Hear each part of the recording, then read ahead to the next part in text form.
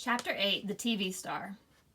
Aunt Linda is my mother's sister. She lives in Boston. Last week she had a baby girl, so now I have a new cousin. My mother decided to fly to Boston to see Aunt Linda and the new baby. I'll only be gone for the weekend, my mother told me. I was sitting on her bed watching her pack. I know, I said. Daddy will take care of you and Fudge. I know, I said again. Are you sure you'll be all right? She asked me. Sure, why not? Will you help Daddy with Fudge? Sure, Mom, don't worry. I'm not worrying. It's just that Daddy is so, well, you know, he doesn't know much about taking care of children. Then she closed her suitcase. We'll be fine, Mom, I said. I was really looking forward to the weekend. My father doesn't care about keeping things neat. He never examines me to see if I'm clean, and he lets me stay up late at night. On Friday morning, all four of us rode down in the elevator to say goodbye to my mother. Henry looked at the suitcase. You going away, Mr. Hatcher? He asked. My mother answered, No, I am, Henry. My sister just had her first baby. I'm flying to Boston for the weekend to help out. New baby, Fudge said. Baby, baby, baby. Nobody paid any attention to him. Sometimes my brother just talks to hear the sound of his own voice. Have a nice visit, Mrs. Hatcher, Henry told my mother when we reached the lobby. Thank you, Henry, my mother said. Keep an eye on my family for me. Will do, Mrs. Hatcher, Henry said, giving my father a wink. Outside, my father hailed a taxi. He put the suitcase in first, then held the door for my mother. When she was settled in the cab, my father said, Don't worry about us. We'll be just fine. Just fine. Just fine, Mommy, Fudge yelled. Bye, Mom. See you Sunday, I said. My mother blew us kisses, then her cab drove away. My father sighed while Fudge jumped up and down, calling, Bye, Mommy. Bye, bye, bye. I had no school that day. The teachers were at a special meeting, so my father said he'd take me and Fudge to the office with him.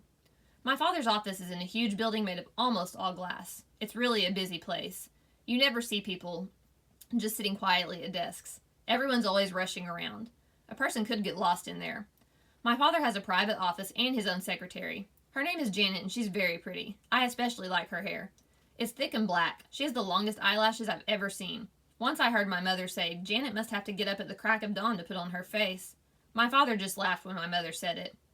Janet's seen me before, but this was her first meeting with Fudge. I was glad his hair was finally growing back. I explained right off about his teeth. He'll look a lot better when he's older, I said. He knocked out his front two, but when he's 6 or 7, he'll get new ones. See, Fudge said, opening his mouth, all gone. My father said, Janet, the boys are going to be here for the morning. Can you amuse them while I clear up some work? Certainly, Mr. Hatcher, Janet said. You go ahead into your office, and I'll take the boys on a tour of the rest of the agency. As soon as my father went into his private office, Janet took out her pocketbook. She reached in and came up with a hairbrush, some lipstick, and a bag of crackers. Want some? She asked me and Fudge. Okay, I said, taking a handful. Fudge did the same. The crackers were shaped like little goldfish. I nibbled while Janet fixed herself up. She had a big folding mirror in her desk drawer. She set it on top of her desk and went to work on herself. When she was finished, she looked exactly the same as when we came in. But I guess she didn't think so because she said, That's much better. Then she put all her stuff away and took me by one hand and Fudge by the other. We walked down a long hall through a doorway and into another section of the agency. We came to a room where there were a bunch of kids with mothers. I guess there were at least 50 of them. Most of the kids were kind of small, like Fudge. Some were crying. Is this a nursery school or what? I asked Janet. She laughed. They're here to try out for the new toddle bike commercial. You mean they all want to be the kid who rides the toddle bike on TV? Yes. At least their mothers want them to be picked, Janet said, but we can only use one. You mean only one out of all these kids is going to be picked? That's right, Janet said. Who picks him, I asked. Your father and Mr. Dimberg are doing it. But of course Mr. Vincent, the president of the toddle bike company, has to approve. Just then a door opened and a secretary came out. Next, she called to the waiting kids. My Murray's next, a mother said. Oh no, he's not, another mother called. Sally is next. Ladies, please, you'll all have a turn, the secretary said. Murray got to be next. He was a little red-headed kid. He wasn't in the room for 2 minutes when the door opened and a big man with a cigar in his mouth came out. No, no, no, he shouted. He's not the type at all. Murray was crying. His mother yelled at the big man. What do you know anyway? You wouldn't know a treasure if you found one. She shook her fist at him. Janet whispered to me, That's Mr. Vincent, the president of Toddlebike. Mr. Vincent walked to the center of the room. He looked around at all the kids. When he looked over at us, he pointed and called, There he is. That's the kid I want. I thought he meant me. I got excited. I could just see myself on TV riding the Toddlebike. All my friends would turn on their sets and say, Hey, look, there's Peter.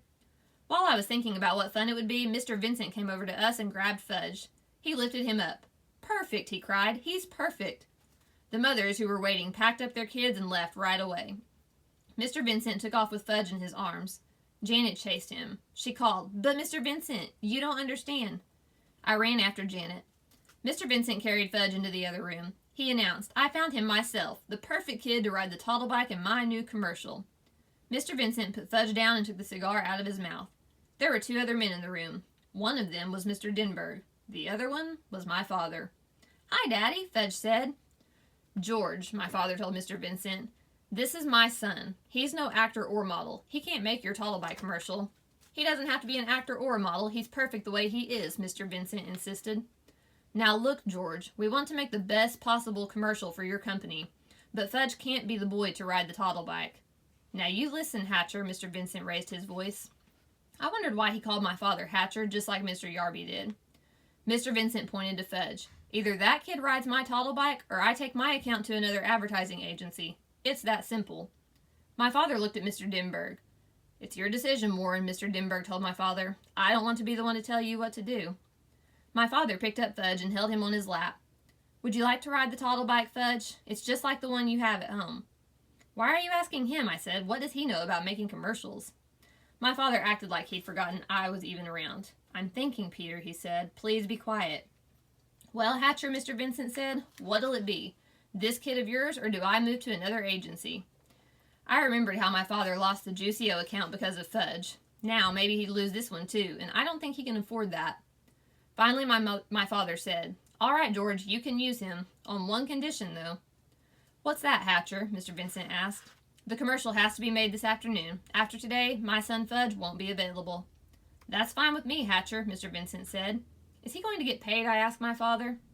"I'll worry about that, Peter," my father said. That probably meant yes. He'd be paid and have lots of money in the bank. I'd have nothing, and someday I'd have to borrow from him. No, wait a minute, never. I'll never borrow money from Fudge. I'll starve first. "Can I at least watch when you make the commercial?" I asked. "Certainly," my father said. "You can watch the whole thing." I turned to Mr. Denberg. "Will Fudge be famous?" I asked. "No, not famous, but a lot of people will think he looks familiar," Mr. Denberg said. I turned to Mr. Vincent.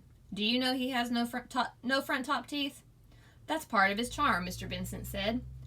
"And he cut off all his hair 2 months ago?" "Well, he looks fine now," Mr. Vincent said. "And he can't even talk in long sentences yet," I told everyone in the room. "He doesn't have to say a word," Mr. Vincent told me. I couldn't think of any other reason why Mr. Vincent shouldn't use Fudge in his toddle bike commercial. It was settled. Soon Fudge would be a famous television star, and I would be plain old Peter Hatcher. 4th grade nothing. "Let's begin right after lunch," Mr. Denberg said. "We should get it filmed in about 2 hours." While my father and Mr. Denberg worked out all the arrangements, I asked Janet where the men's room was. She walked me to it. I told her thank you, and that she didn't have to wait. I'd find my own way back. When I was safely inside, I looked at myself in the mirror. I wish Fudge had never been born, I thought. Everything good always happens to him. If he had to be born, I wish he could be 9 or 10 like me. Then Mr. Vincent wouldn't want him to be the one to ride the toddle bike in his commercial.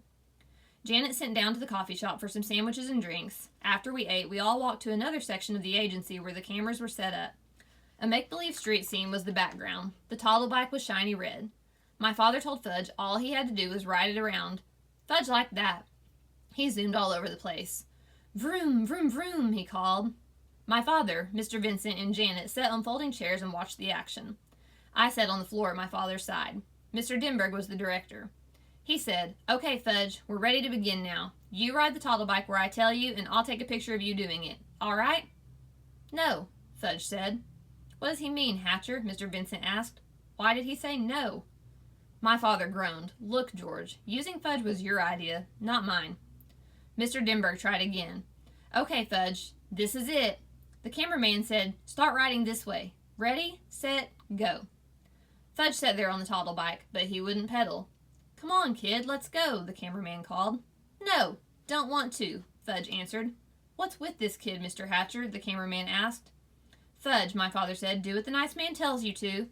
"No, don't have to." Janet whispered to my father, "How about some cookies, Mr. Hatcher?" "Good idea, Janet," my father told her. "I have some Oreos right here," she said, patting in her pocketbook. "Shall I give them to him?" "One at a time," my father said. Janet walked across the room to Fudge. He was still sitting on the toddle bike. "If you do what the nice man says, you can have a cookie," Janet told him. "Show me," Fudge said. Janet held up a box of Oreos. She was really well prepared, I thought. She must eat all day long, what with the crackers shaped like goldfish and a whole box of Oreos, too. I wondered what else she had in that pocketbook. Give me, Fudge said. Janet held up one cookie. Fudge reached for it, but Janet didn't let him get it. If you do what the nice man says, you can have an Oreo, maybe even 2 or 3 Oreos. First cookie, Fudge said.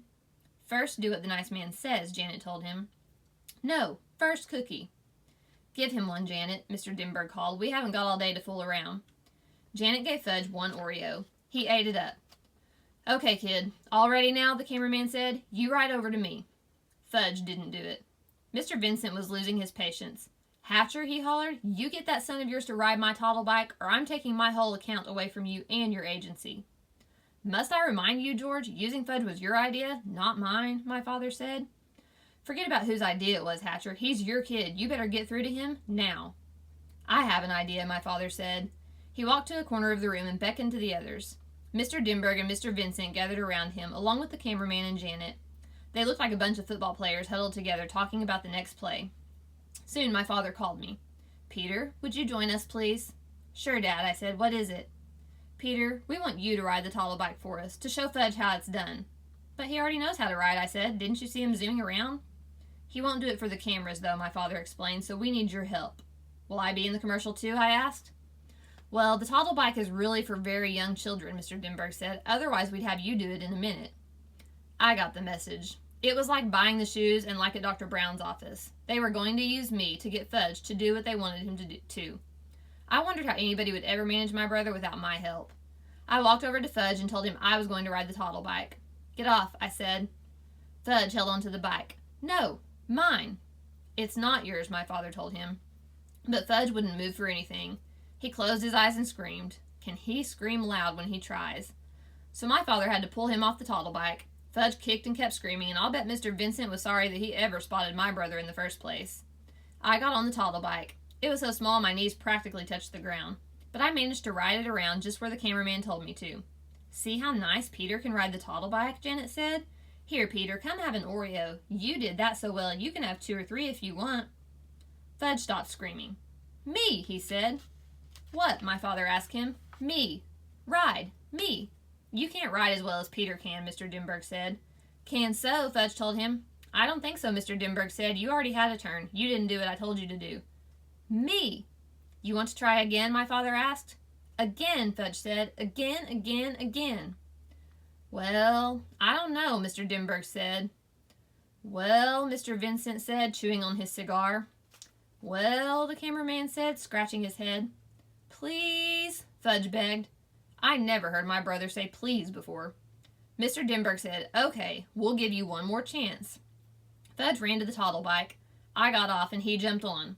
Now? He asked Mr. Dimberg. Now, Mr. Dimberg said, ride this way, Fudge. Over here. Toward me. Fudge did as he was told. Just like Pita, he said. See? Just like Pita. Janet gave me a kiss on my cheek. You saved the day, Peter Hatcher, she said. When she wasn't looking, I wiped off my face. Her kiss was too juicy.